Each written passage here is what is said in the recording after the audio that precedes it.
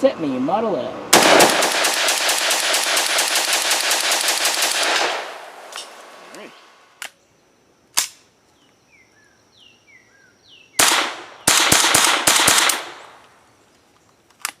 Clear.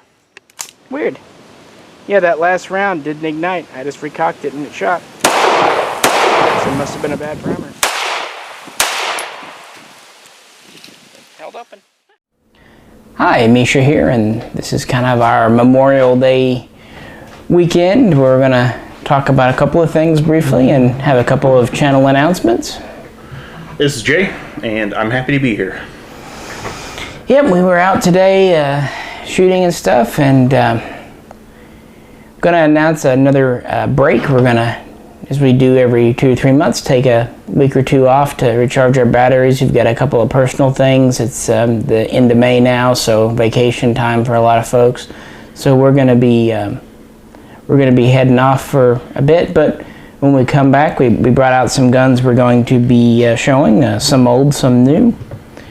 Here we've got the, if I can hold it, Spanish CETME Model L.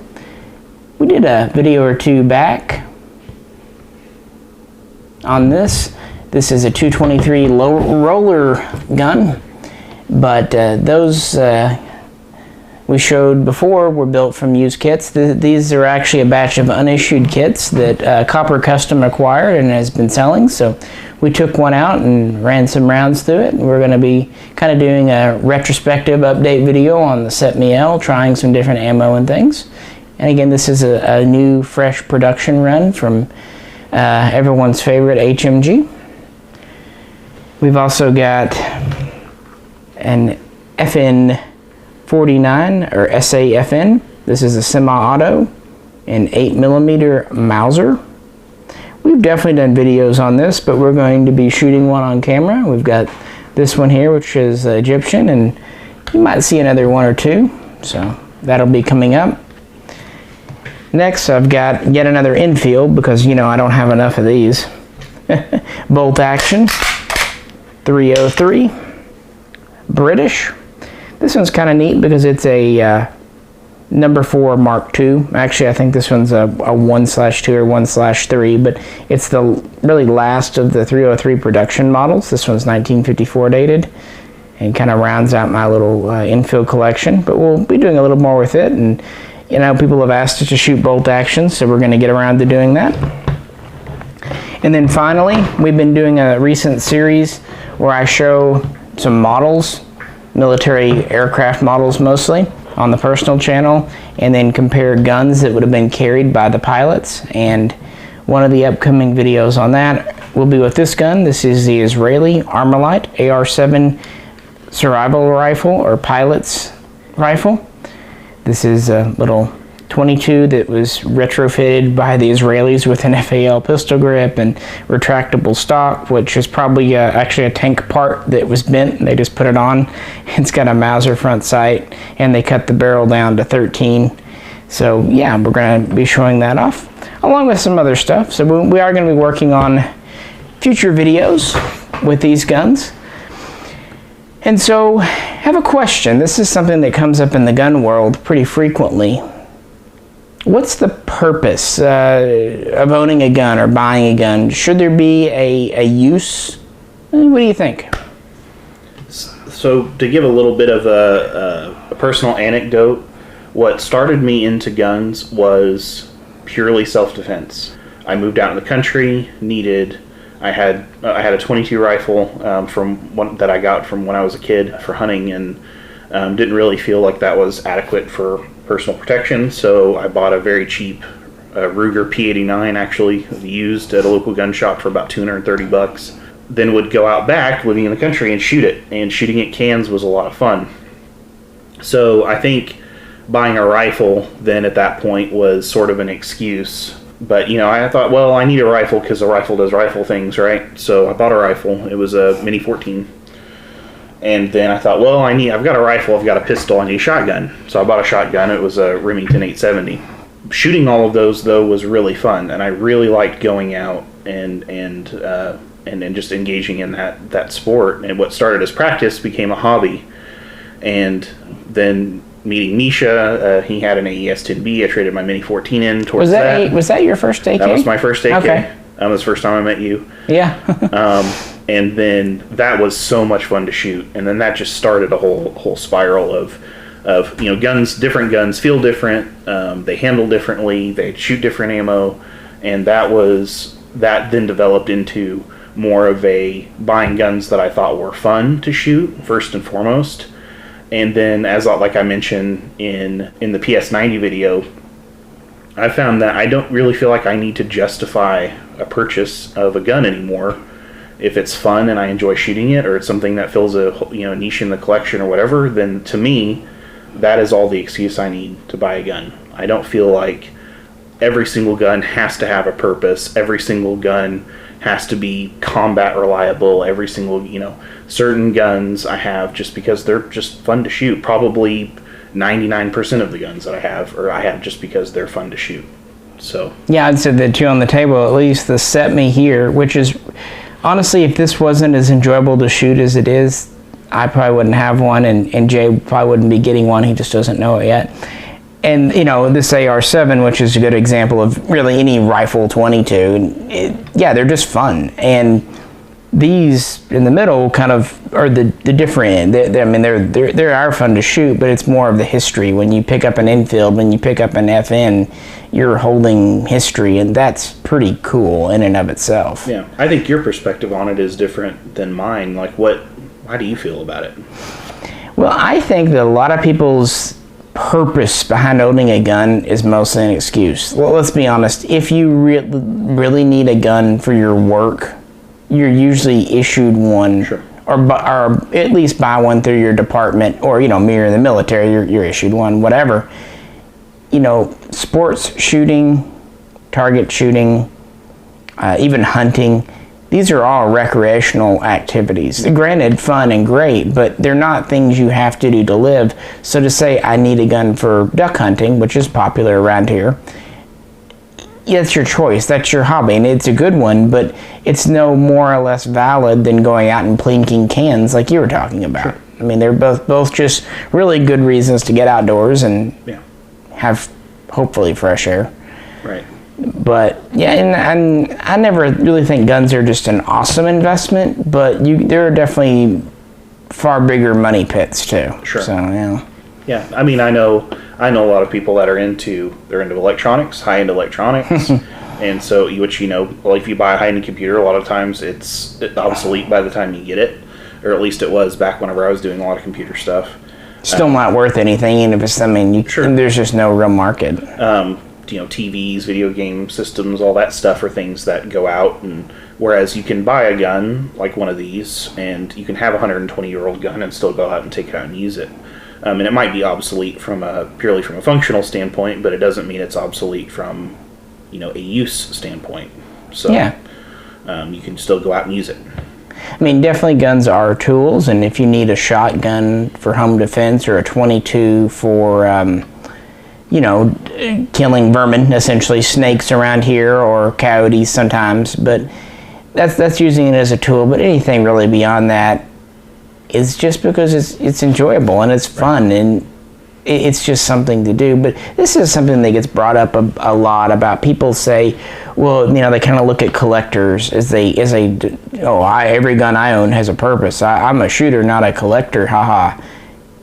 They're not mutually exclusive. You can definitely be both a shooter and collector. I've got a friend, Marty, who has a farm, he legitimately has a couple of guns that he needs for his work, and then he has a lot of guns he just collects, and he shoots them and collects them, and you can be both, and there's no superior right way. It's just whatever is your groove, whatever makes you comfortable. Yeah. I do sell to police officers in the store. I just sold to Remington to a really nice guy down in Louisiana this week. If he's watching, howdy. I won't say his name, but because he's an officer, but it was nice meeting him, and he's a younger feller and in law enforcement, and he legitimately needed a 870 for his work, and I was happy to provide that. But he's also a gun guy, so it's nice that it kind of crosses over.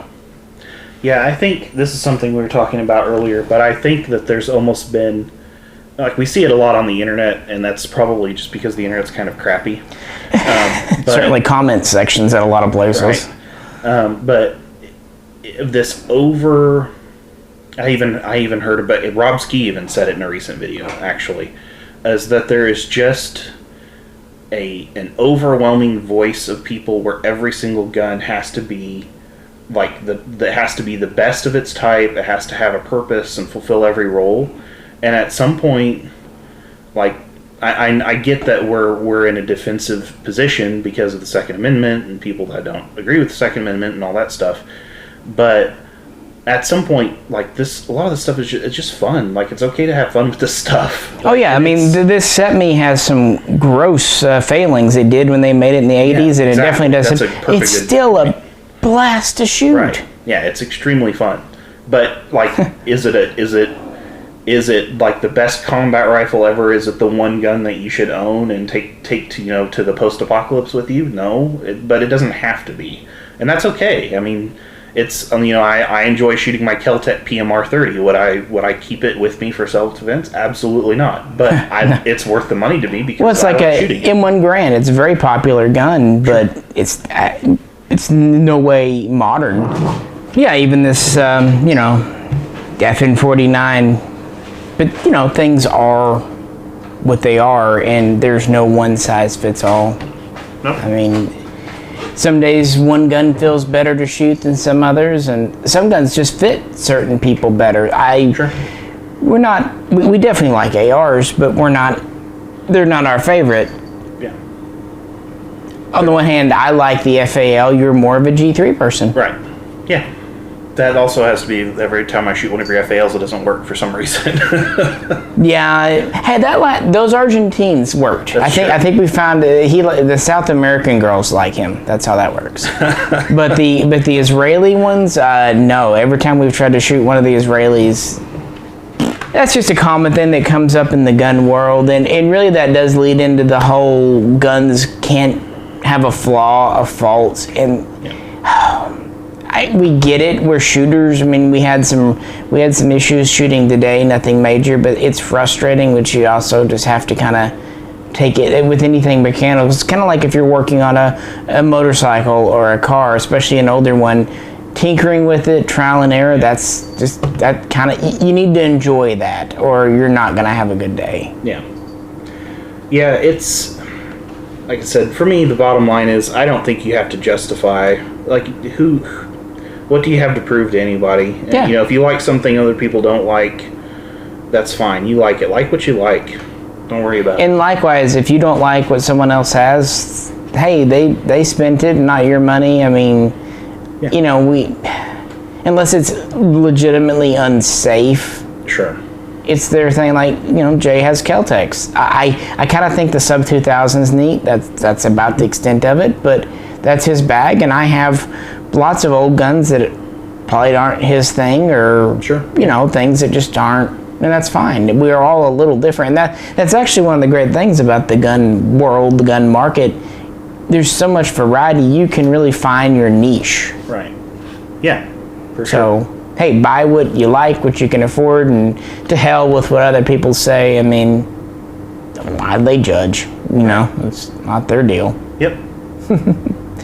But it's just something that came up. We thought it'd be kind of fun to talk about it. Like I said, we had a good shooting day. It's been Memorial Day. For once, a 3-day weekend fell on a good weekend to have. It's been a long month, it feels like. Yeah, for sure.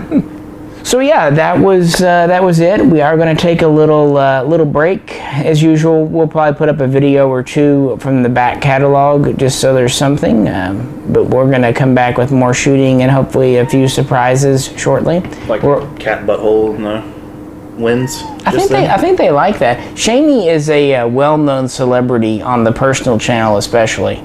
He likes being on camera.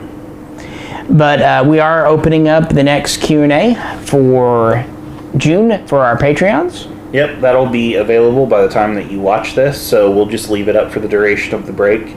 go out, and if you have a comment, $1 is all it takes to go post a question, or if you want a shout out or whatever, or 8 questions, or 8 questions. We don't 15, care. Doesn't matter. Yeah, whatever you want to do. Get your money's worth. Yeah, and it'll be time to do the next gun garbage giveaway every month. We're still doing that every month. Those typically aren't announced except to the person that has won it, won it.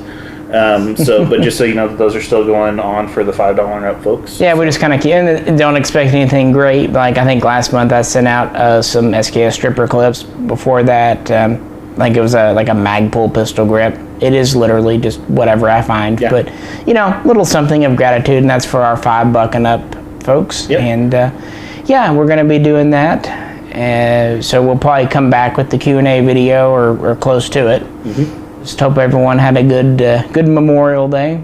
This video will probably either go up Monday or Tuesday. So, alrighty, folks, we really appreciate you tuning in, and if you could, like, share, and subscribe.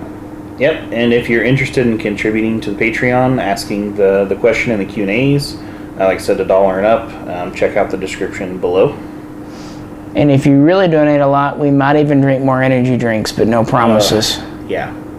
That's still the worst thing that we've ever done on this channel. It was horrid. We need to think of the next weird thing that we're going to do for that, but... Does it have to not threaten our lives, though? I think it's more fun if it does. Okay. Yeah. I think the only thing scarier than those energy drinks would be Russian roulette, but that's just me. Kind of felt like that for my heart, anyway. I don't drink a lot of caffeine, guys. Which one is going to be the one that gives you a cardiac arrest? Exactly. Which one was more terrifying? It's probably the rainbow unicorn one. Oh my God. Yeah. Just the smells. It's a shame we don't have smell-o-vision. Well, you guys are lucky, but... if we get enough money on the Patreon, then we'll start doing smell-o-vision. Yeah, keep in mind that those energy drinks are like $18,000 a can. I can't believe... Right. I don't know how people afford to do like a 2 or 3 day habit. Right. We could have gone shooting for 3 months for what it cost for 8 energy drinks. Yeah, no joke. Yeah. That's why I drink water. I'm cheap. No, guys, we really appreciate it, and we just thought it might be fun to do a little informal video for the holidays. So, yeah, we'll be back, and we really sincerely appreciate everything. And we'll probably keep putting up some videos on the personal channel over the break, maybe, again, a little bit slower than usual. But if you like, check that out over. It's just Misha, M-I-S-H-A. We'll put the link to it in the description. Yep. So, we'll be back, guys. Yep. This is Jay. This is Misha, and we'll catch you very soon. Next time. See ya.